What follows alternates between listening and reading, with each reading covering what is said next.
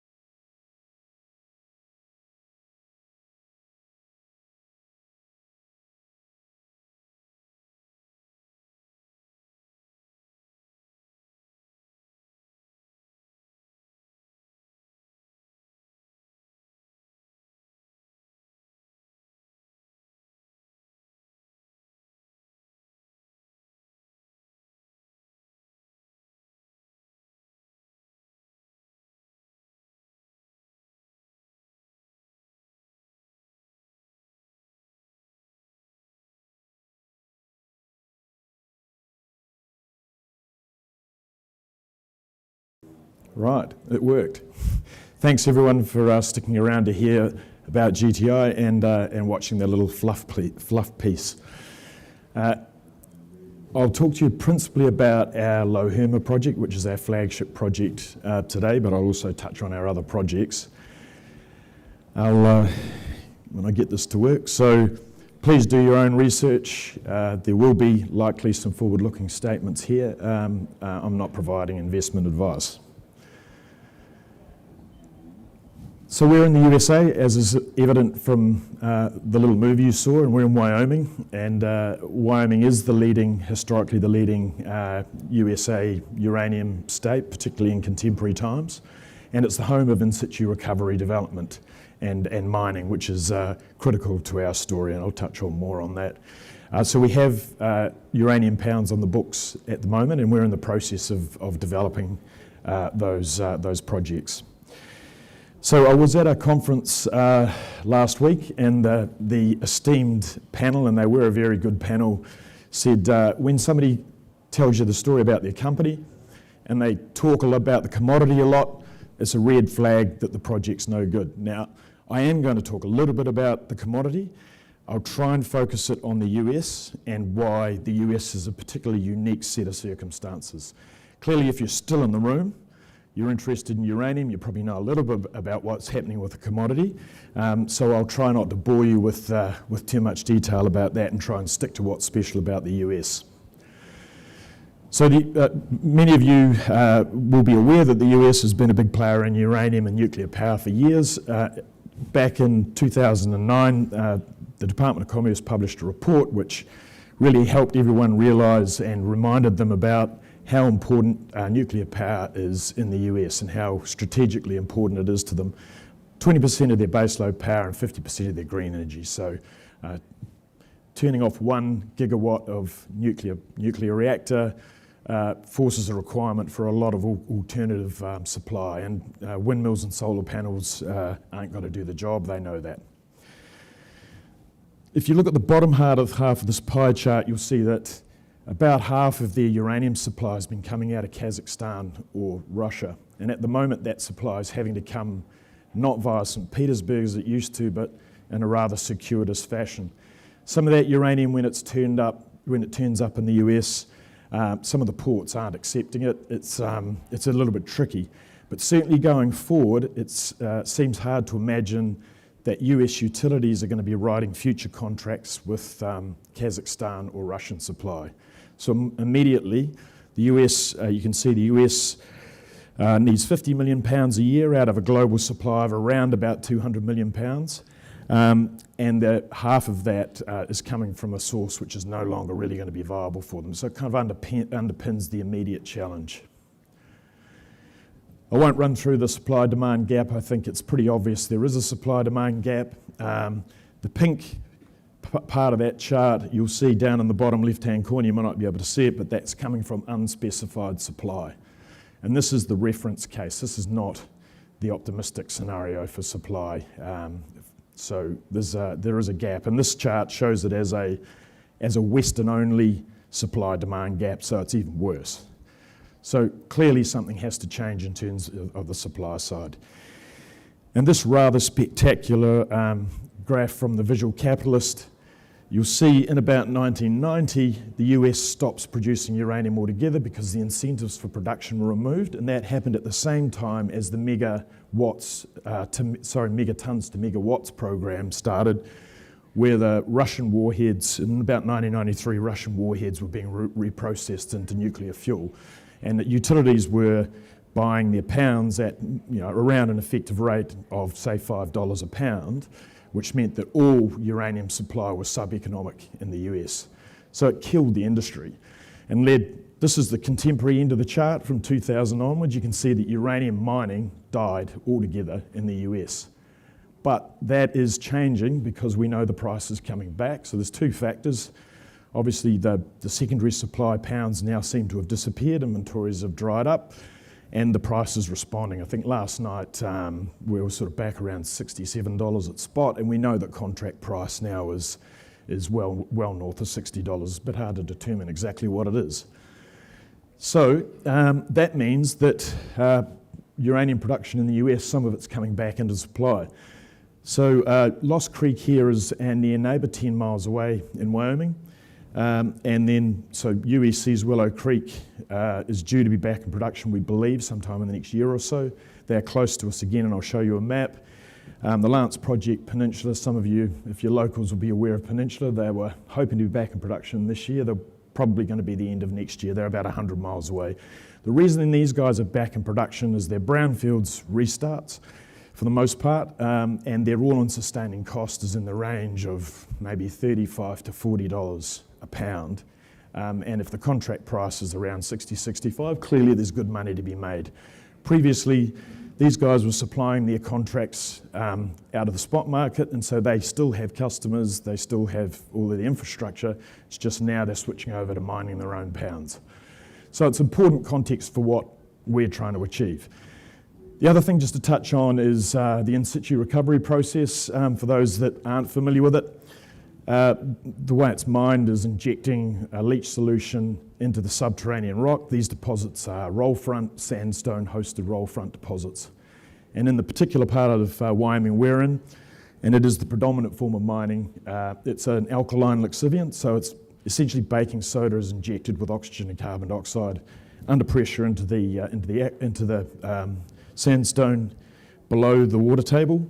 And this the slow leach kinetic releases the uranium into a solution, which is then extracted, and the solution is put over an ion exchange tower. Resin beads are then taken off and stripped and dried into yellow cake, and the water goes through a treatment plant and back into the aquifer.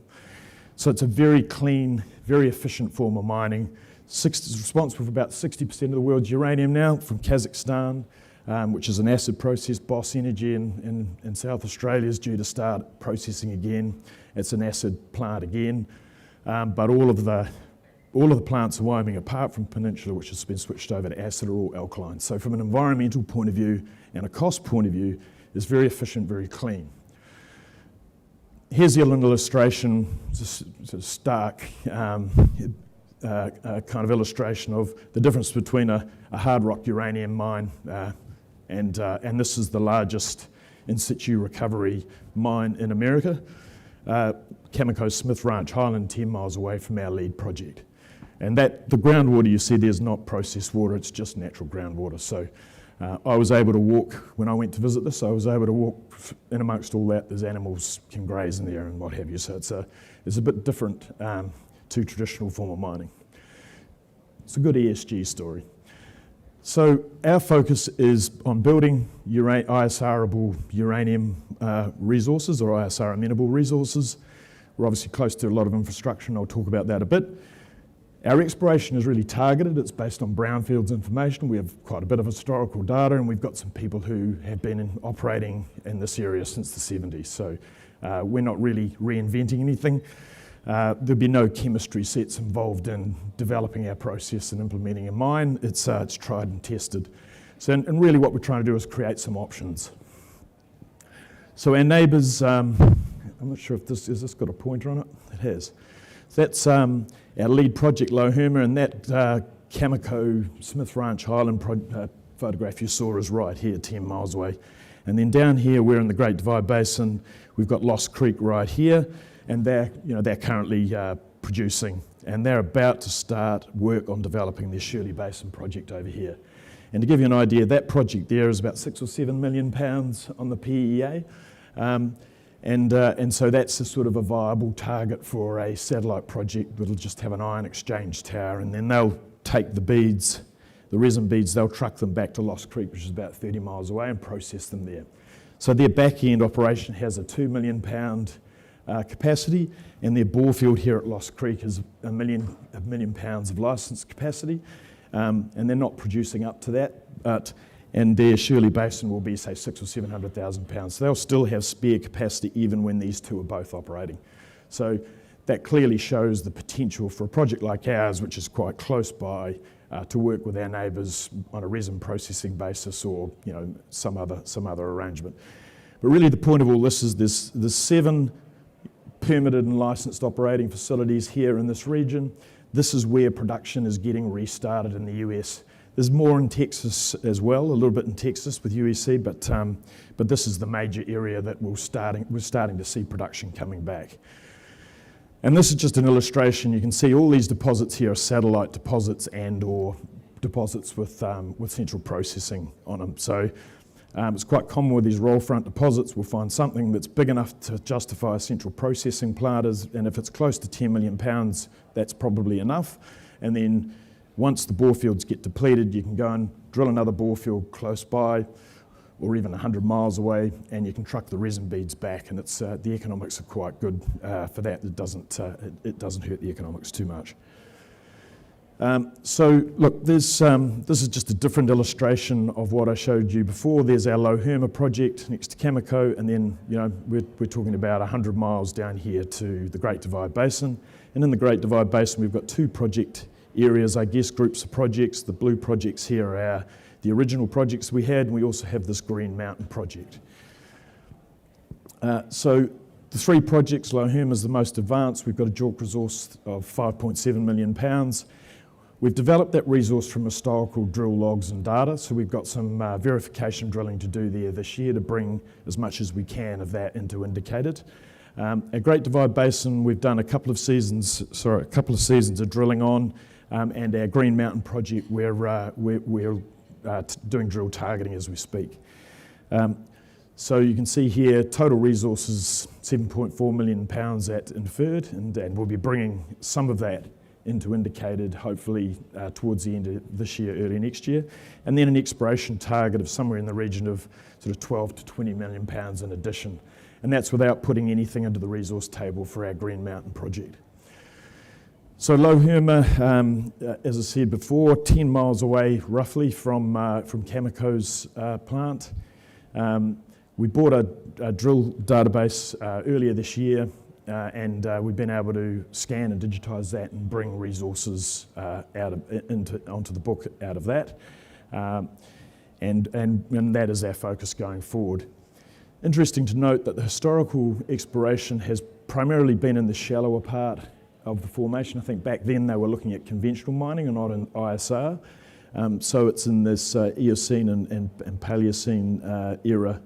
But there's an area down here in the Fort Union Formation. That's where Cameco is producing out of 10 miles away. We don't have drill holes into that part of the formation yet. So part of our program is to drill those deeper holes and see if we've got mineralisation there, which could make quite a significant difference to what we're doing.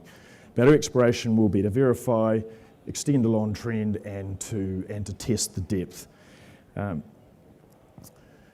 We have trends here in the Great Divide Basin, which we marked out. We have tested some of those. There's plenty more to get on with, but we're prioritising our Lohuma project for the time being.